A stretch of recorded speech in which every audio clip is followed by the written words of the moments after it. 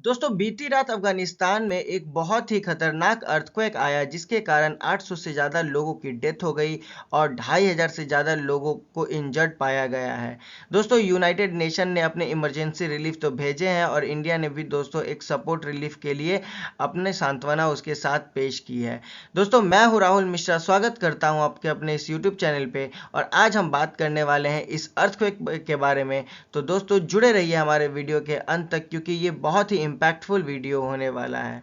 दोस्तों अगर अर्थक्वेक की बात करिए तो इसकी जो तीव्रता थी वो 6.0 मैग्नीट्यूड की थी जिसके कारण अफगानिस्तान का जो पूर्वी एरिया है, अगर देखोगे आप तो ये जलालाबाद का पोर्शन है दोस्तों। इसमें मेनली हुआ क्या है कि रात में 12 से 1 बजे के बीच में बहुत ही खतरनाक भूकंप आता है। इसका जो एपिक सेंटर माना गया है वो कुनार और नानंगढ़ का जो प्रोविंस है वो हम लोग देखते हैं, जिसमें देखेंगे कि बहुत सारे गांव जो है दोस्तों वो अब मलबे में ढेर हो चुके हैं। बहुत सारी बिल्डिंग जो है वो टूट के बिखर चुकी हैं। इतना ही नहीं, उसके साथ साथ अगर देखा जाए तो एक अर्थक्वेक तो नहीं आया, बाद में मल्टीपल हम लोग देखते हैं कि अर्थक्वेक बैक टू बैक आता है जिसकी तीव्रता मेनली 4.5 से 5.2 तक मानी गई है। अगर बात की जाए कैजुअलिटीज की तो अभी के डेटा के अनुसार 622 से लेके 812 तक लोगों का माना जा रहा है कि डेथ हुआ है और इंजरी में 2500 के अराउंड लोगों की इंजरी हुई है। लेकिन अभी रेस्क्यू ऑपरेशन ऑन गोइंग है तो इसके कारण क्या हो रहा है दोस्तों कि डेटा जो है रिपोर्ट्स के अनुसार वेरी कर रहा है। लेकिन अगर बात करें तो बहुत लोग हैं जो अपने घर से खो चुके हैं दोस्तों। इनफैक्ट देखा जाए तो उनके घर जो है बर्बाद हो चुके हैं। इसमें हम लोग देखेंगे कि औरत बच्चे या फिर जो बूढ़े बुजुर्ग है दोस्तों उनको ये ज़्यादा अफेक्ट किया है।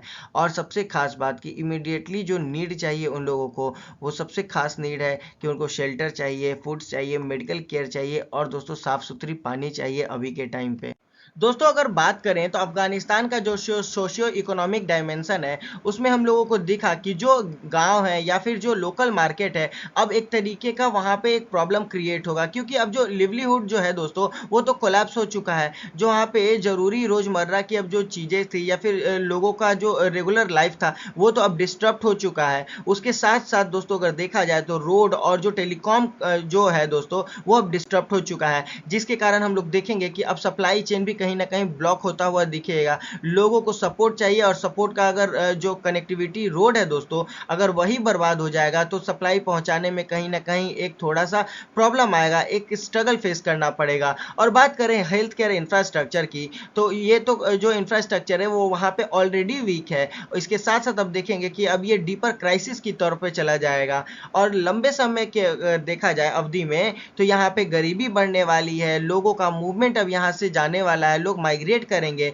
और इतना ही नहीं, इसके साथ साथ हमको ये भी दिखेगा कि अब यहाँ पे अनएम्प्लॉयमेंट बढ़ता रहेगा दोस्तों। दोस्तों अगर बात करें पॉलिटिकल और गवर्नेंस एंगल से तो वहाँ पे हम लोग जानते हैं कि तालिबान की सरकार है जिसके पास बहुत ही लिमिटेड कैपेसिटी है कि वो इस क्राइसिस को हैंडल कर पाए।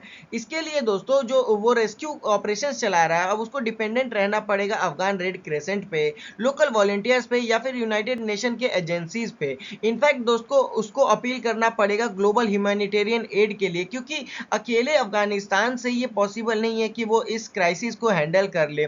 इनफैक्ट अभी के टाइम पे वहाँ का जो गवर्नेंस है उस पर एक बहुत ही बड़ा प्रेशर आ चुका है और यही प्रेशर जो है उसको फ्यूचर में एक बहुत अच्छा क्रेडिट भी दे सकता है क्योंकि अगर वो इस रिलीफ को मतलब कि मैनेज कर ले, जो अभी क्राइसिस आया है अगर उसको ये टैकल कर ले तो लोगों के बीच में एक बहुत अच्छा ट्रस्ट भी उभरता हुआ हम लोगों को नजर आएगा।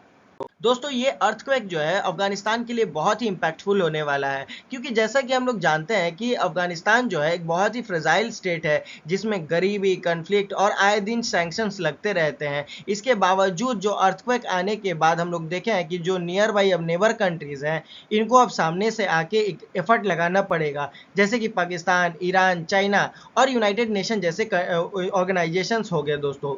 ये नियर बाई कंट्रीज अगर एक साथ आते हैं तो एक रीजनल कोऑपरेशन और एक अच्छा गुडविल भी बनता हुआ नजर आएगा इन सभी कंट्रीज के बीच में। और उसके साथ बात किया जाए दोस्तों डिले और मिसमैनेजमेंट की तो हम लोगों को दिखेगा कि अगर इस बीच में कहीं ना कहीं थोड़ा सा भी डिले होता है या फिर प्रॉब्लम बढ़ जाता है दोस्तों तो कहीं ना कहीं बॉर्डर जोन वाले जो कंट्रीज है उन पे एक प्रेशर आएगा क्योंकि माइग्रेशन हम लोगों को बढ़ता हुआ नजर आएगा। तो दोस्तों आज के लिए बस इतना ही। कैसा लगा वीडियो आप हमें कमेंट में बता सकते हैं, और अगर ये वीडियो आपको अच्छा लगा तो लाइक, सब्सक्राइब एंड शेयर कर सकते हैं, जिससे आपको आगे की आने वाली वीडियोस का अपडेट मिलता रहेगा। मिलते हैं दोस्तों अगले वीडियो में, तब तक के लिए अपना ख्याल रखें। Thank you.